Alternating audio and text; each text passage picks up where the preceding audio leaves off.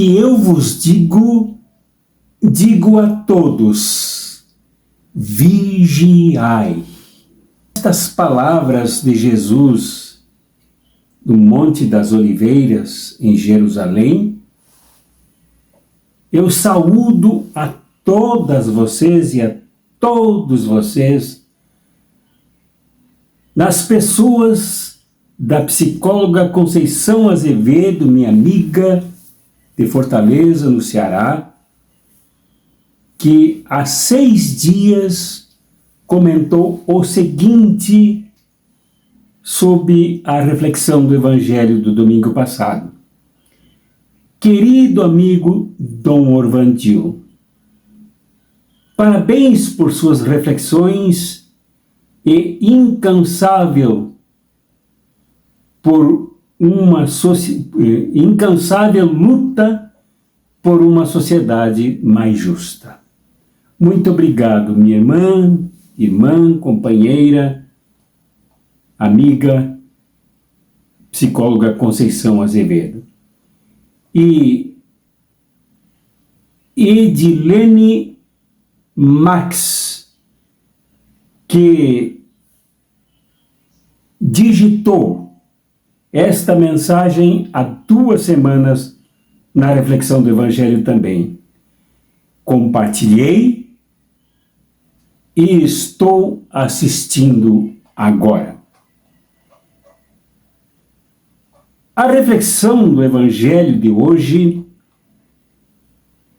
primeiro domingo do Advento, 13 de dezembro de 2023, é em São Marcos, no capítulo 13, do versículo 33 ao versículo 37, que eu peço que necessariamente solicito que vocês deem pause aqui para ler esse evangelho curto, trecho curto. Vale a pena ler e é importante que se leia em virtude de algumas complexidades que precisam ser entendidas. E se lido o evangelho, lido esse trecho, tanto mais fácil para entendermos. Leiam, por favor, e logo após a vinheta refletiremos juntas, sobre esse importante evangelho do primeiro domingo do Advento, em nome do Pai, e do Filho, e do Espírito Santo. Amém.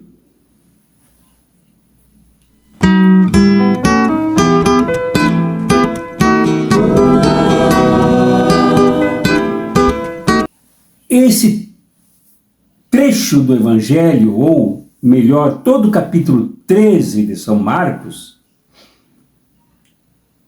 se situa no chamado discurso escatológico de Jesus, referente ao fim de todas as coisas, referente à parousia, à segunda vinda dele.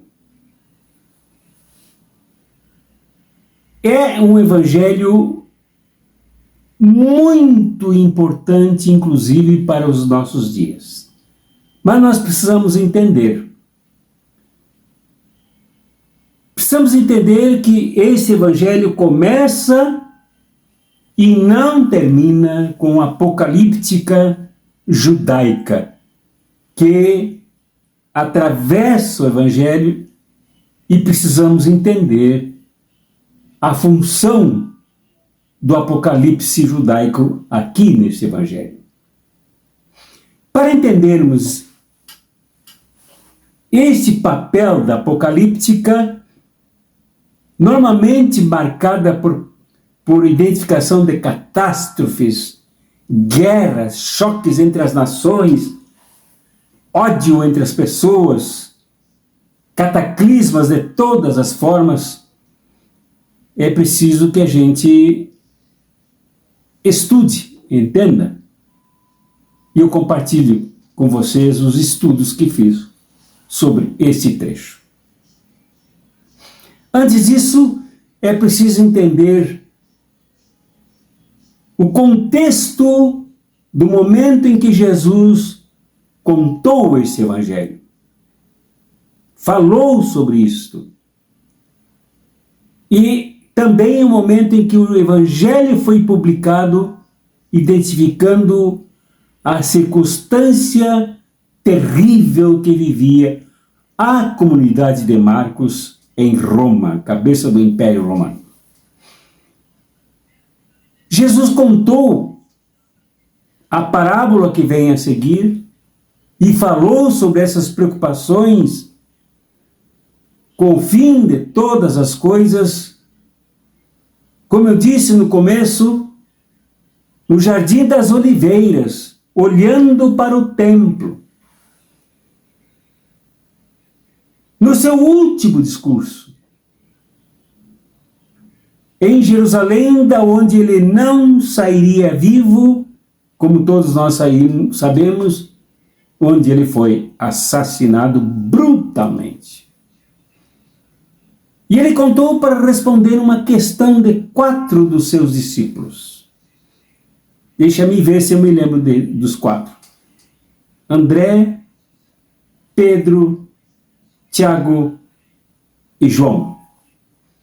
Os 4 que com ele no templo expressavam, eles que vinham do interior, que vinham lá do interior da Galileia, expressaram para Jesus admiração pelas paredes do templo, pela beleza artística das paredes, da construção do templo, pela engenharia extremamente sofisticada com que o templo fora edificado. Por isso que antes desse trecho aqui, no chamado contexto, Jesus dirá: mas não ficará pedra sobre pedra. Isto leva os pesquisadores unanimemente a concluir que esse evangelho de fato foi publicado ao redor dos anos 70, quando o templo já tinha sido derrubado e, portanto, isto seria mais compreensível para a comunidade. Jesus queria alertar sobre a dramática situação dos discípulos e do início do seu movimento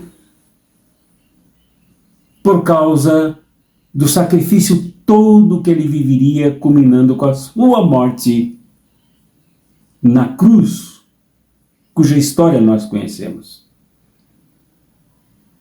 cuja repercussão na vida dos discípulos seria avassaladora, abrindo verdadeiros fossos nas vidas da comunidade dele, de Jesus.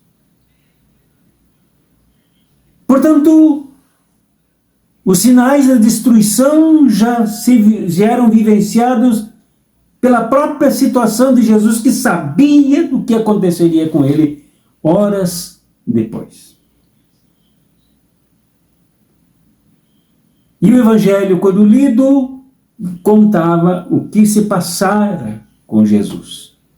Por isso, seu quinto discurso escatológico, é para indicar a superação dessa circunstância dramática que ele e seus discípulos vivenciaram, que vinha na contramão da admiração que eles dedicavam ao templo e à sua obra de arte. A outra circunstância contextual é a histórica. Esse evangelho, que sofreu uma interferência que não chegou a abalar o ensino de Jesus, do Apocalipse judaico, que introduziu aqui a figura do Filho do Homem, que é a de Daniel, o profeta do Antigo Testamento, que nesta representação queria significar a plenitude da vinda do Messias, que de acordo com os parâmetros judaicos seria uma outra realidade que não é esta na pessoa de Jesus, no ministério dele. Essa figura do Filho do Homem foi tomada pelo Evangelho, foi tomada por Jesus para dizer que esse Filho do Homem era ele, Jesus, que viria para o encontro com a humanidade, o encontro com esta realidade planetária. Mas quando o Evangelho foi lido, esta ênfase foi dada porque o contexto, tanto lá em Roma, onde o Evangelho foi editado, produzido e apresentado à sua comunidade, e também levado para as regiões da Palestina, a situação era assustadoramente de fim de mundo. A sensação era do fim do mundo. Em 64, Nero incendiou a cidade de Roma, a capital do império, culpando os cristãos e as cristãs por isso, e as fumaças subiram ao céu, dando a impressão de que o céu se desmanchava sobre o fogo, sobre o fogo. As estrelas caíam. Tal era a força das labaredas. Isso dava a sensação de fim do mundo. Era para descrever a experiência extremamente sofrida e dolorosa da comunidade dos cristãos em Roma. Pequenina, frágil, mas que vivia uma situação muito difícil. Além das perseguições constantes dos escravos que se convertiam à fé e abandonavam os seus patrões, abandonavam a condição da escravatura, eram caçados, inclusive com cães, a cavalo, a flechas, e até com o uso de tigres e leões, também eles sendo arrastados para os grandes embates para divertir o rei de Roma. E na Palestina os cristãos eram perseguidos, cristãos e setores do judaísmo perseguidos, porque na guerra que houve de 66 a 70, com a destruição de Jerusalém e do Templo de Salomão, os judeus foram massacrados, mais de 40 rabinos foram assassinados dentro do templo, e a partir daí também os cristãos passaram a ser caçados um a um para serem mortos e extintos da vida. A sensação de fim do mundo dava a forte impressão de que era real, de que era incontornável o fim deste mundo. Talvez a comunidade não conseguia entender que o fim era do Império Romano, que começava a ruir. A sua violência era frente ao desespero que vivia pelo levante dos povos do Império, dos povos bárbaros, como eram considerados, que se levantavam para resistir à barbárie do Império Romano. Este mundo romano imperial, sim, começava a ruir, começava o seu fim. Isto atingia em forma de perseguição, de torturas, prisões, massacre de crianças, de mulheres, de adultos, de todas as formas. Isto era uma sensação profunda do fim do mundo. Qualquer mensagem apocalíptica sobre o fim do mundo calava fundo nesse momento. Então, o alerta de Jesus ganhou força por causa deste ambiente, deste cenário de destruição. Até mesmo o começo do Evangelho aqui, desse trecho, Ele diz: cuidado, fica atentos, porque não sabeis quando chegará o momento do fim, esse momento de terror, este momento assustador. Esse é um ponto fundamental que a gente precisa considerar. Relevando que a apocalíptica judaica nem sempre entendida como presença, como marca nos evangelhos, no Novo Testamento, nem sempre estudada de forma adequada, influencia amplos setores do cristianismo, inclusive aqui, e principalmente no Ocidente, aqui no Brasil. A gente vê gente muito afetada, sem entender claramente, se apega a certas afirmações isoladas e afirma que o fim do mundo está próximo. E esperam o fim do mundo desde os primeiros dias do início do primeiro século. Esperaram o final do mundo no ano 1000. Não veio o fim do mundo, passaram a dizer: não terminou no ano 1000, dos 2000 não passa.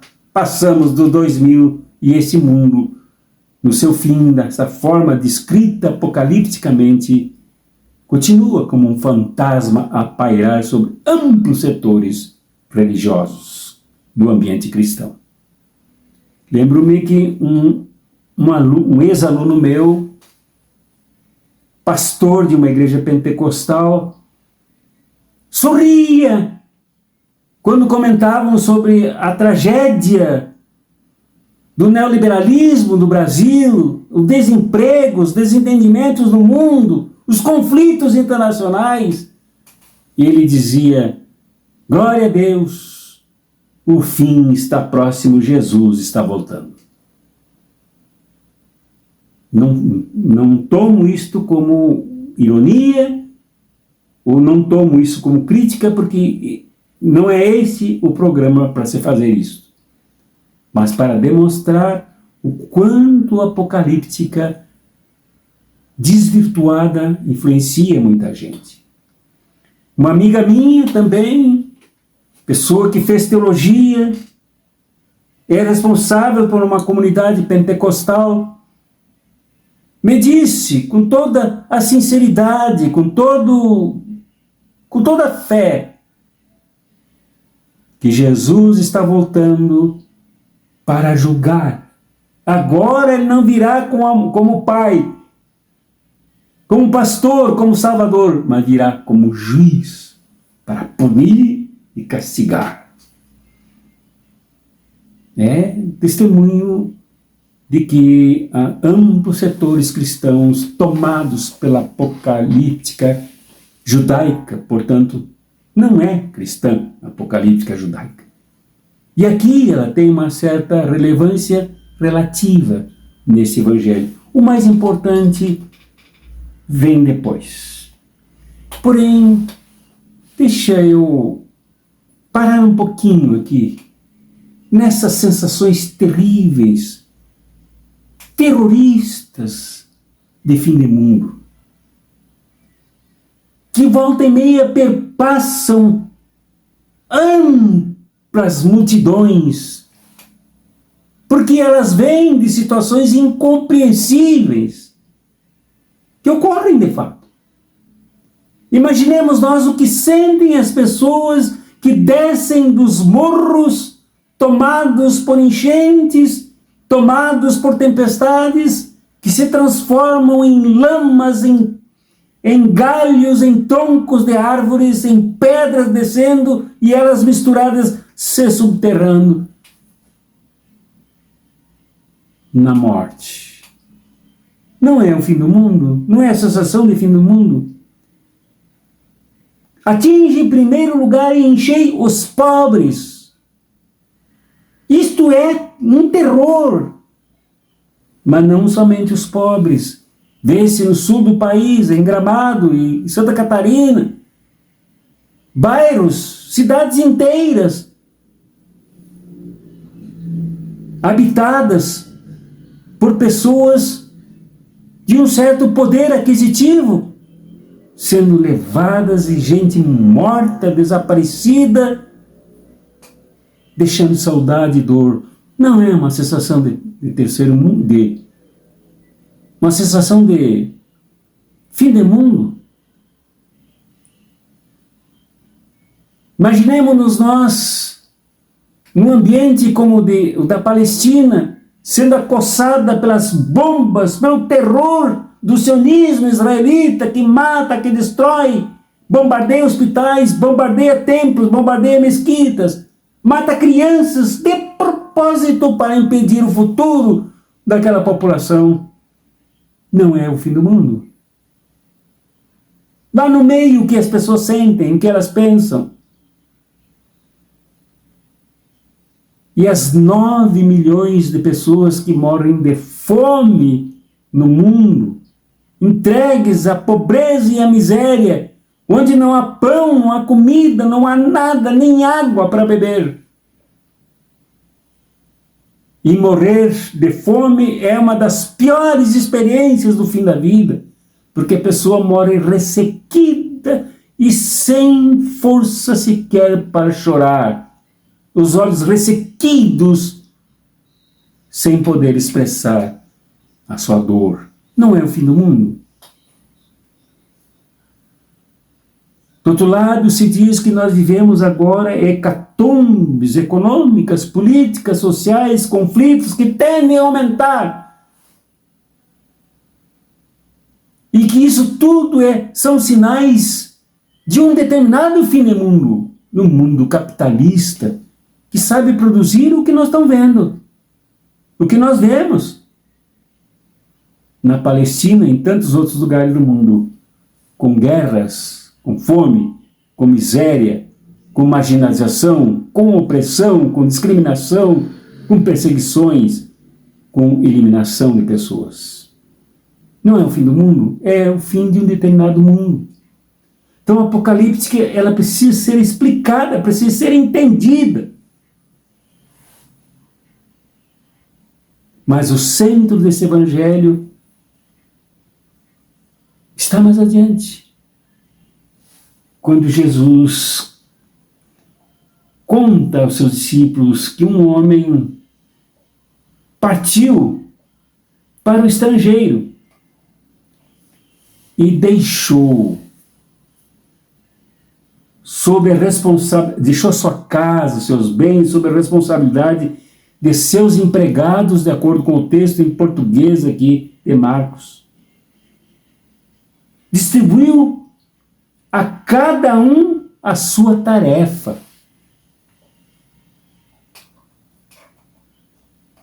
E mandou o porteiro vigiar. Vigiar é, portanto, porque não sabeis quando o dono da casa vem, à tarde, à meia-noite, de madrugada ou ao amanhecer. Não se sabe, para que não suceda que, vindo de repente, ele os encontre dormindo. Aqui está o centro da mensagem de Jesus e não na apocalíptica. E o centro da mensagem de Jesus é a responsabilização de quem sabe o que é responsabilidade, o que é compromisso, que é classe trabalhadora. Aqui, em português, o texto se refere a empregados. Mas na língua grega primitiva, morta, na qual foi escrito o Evangelho, todo o Novo Testamento, afinal, se refere a escravo. Não escravo esse do tipo que ocorreu com a invasão europeia aqui, que escravizou pessoas da África e trouxe para cá, na marra.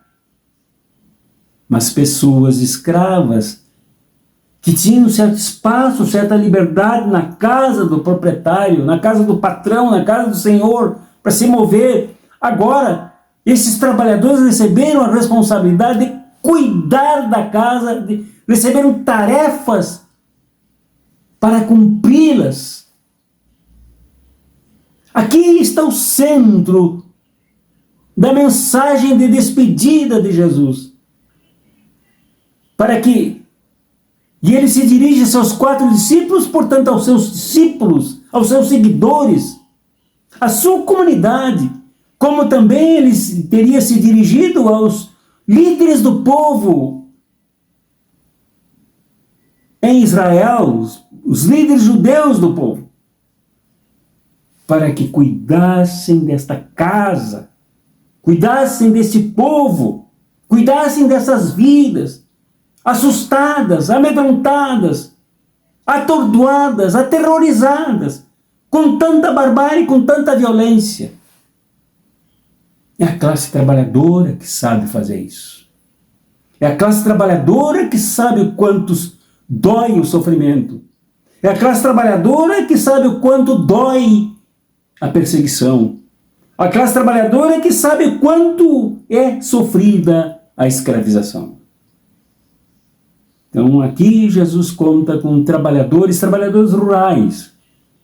Dá como exemplo a sua operacionalidade para exercer a tarefa, isto é, não parar, não esperar que o mundo acabe, mas continue a agir. Sem parar. Sem cruzar os braços, sem se acomodar. E finalmente, Jesus diz para o vigia: vigiai, vigiai. E até termina a parábola exatamente com essa frase com a qual eu comecei o programa hoje. O que vos digo, digo a todos: vigiai. Diante, mesmo no bojo de ondas de tanta violência, brutalidade, crueldade, desumanidade, atrocidade, é preciso sermos ativos na vigilância, cuidar da porta, abri-la quando for necessário, fechá-la e trancafiá-la quando for imperioso, mas agirmos nos mantendo absolutamente atentos, acordados, sem medo. Ao contrário do apocalicismo, que impõe medo pela destruição do mundo, e as pessoas assustadas, fugitivas, sem saber para onde correr, aqui é para vigiar a porta, cuidar da porta, cuidar da segurança de todos e cuidar gentilmente para abri-la quando chegar o dono. Esse é o centro desta mensagem de despedida de Jesus. Somos chamados a exercer tarefas como trabalhadores e trabalhadoras, como pessoas absolutamente entregues ao cuidado desta casa, desse mundo, desse planeta, das pessoas, da comunidade, do povo. No cuidado da realização do reino, é disso que se fala agora aqui. Do reino que se completará um dia, não se sabe quando. Agora vivemos a fase do ainda não. Ainda não, mas vivemos plenamente a fase do exercício das nossas missões, das nossas tarefas, da aplicação dos nossos talentos, como vimos no domingo passado. Isto é uma vida de atividade, uma vida de militância, uma vida de combatividade, uma vida de missão, e nunca de acomodação, de cruzamento dos braços. Não importa a idade, não importa as condições de saúde, não importam as limitações. Importa é que nós exerçamos as nossas tarefas no cuidado, na realização do reino, no cuidado das pessoas, no cuidado da casa. Portanto, a espera aqui não é uma pressão louca, não é uma pressão para desmontar, desengonçar a gente, mas é exatamente uma tensão criativa, uma tensão criadora, uma tensão que inventa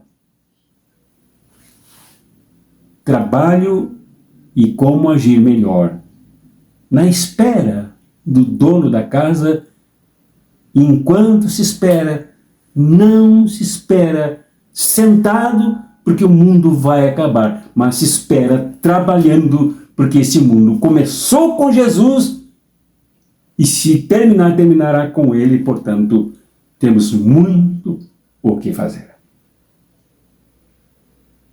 Vigiar não é só tarefa para o guarda, é tarefa também para os outros trabalhadores. Assim como o guarda haverá de exercer a sua tarefa e outras tarefas também que os outros exercem. Mas vigiar é uma figura de linguagem para dizer o quanto devemos ser atentos, o quanto devemos saber das coisas, o quanto devemos conhecer a realidade, o quanto devemos conhecer o próprio Jesus, o quanto devemos saber da necessidade de realizar o reino de Deus aqui e agora, o quanto devemos saber o nosso papel nesta realização, que não fica só por conta dele, mas é tarefa nossa também. Esse é o grande desafio. O nosso mundo precisa cada vez mais do que nós imaginamos, de pessoas que se entreguem a essas tarefas, se entreguem à vigilância, sem parar.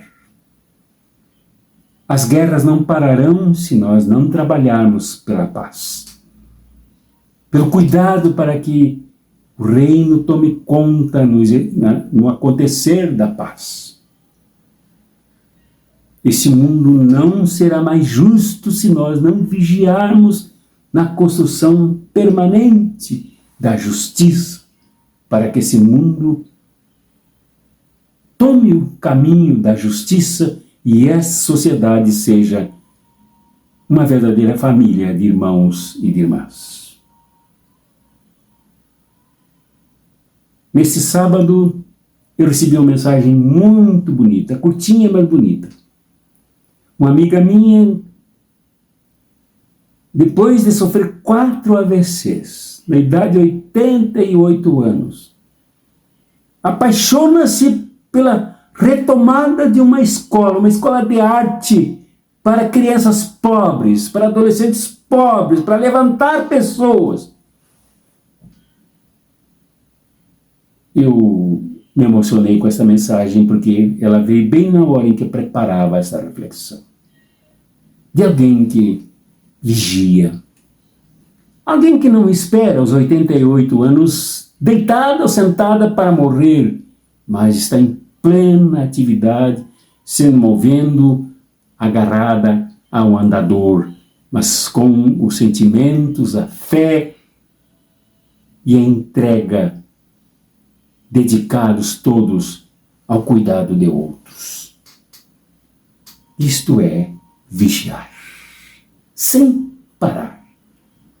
O guarda, o porteiro não pode sair do seu lugar. Não há cansaço que justifique. Não há preguiça que justifique. Nada.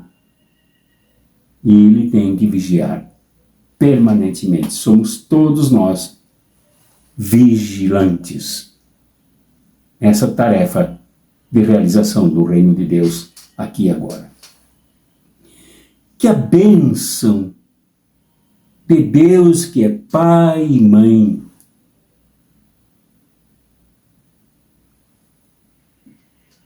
e que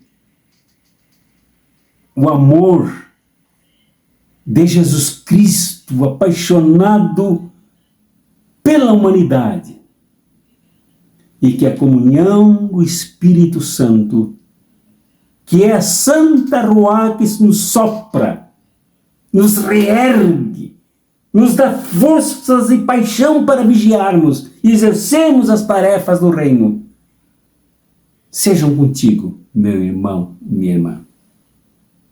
Te fortaleçam, te levantem, te ergam e te coloquem na caminhada de cabeça erguida.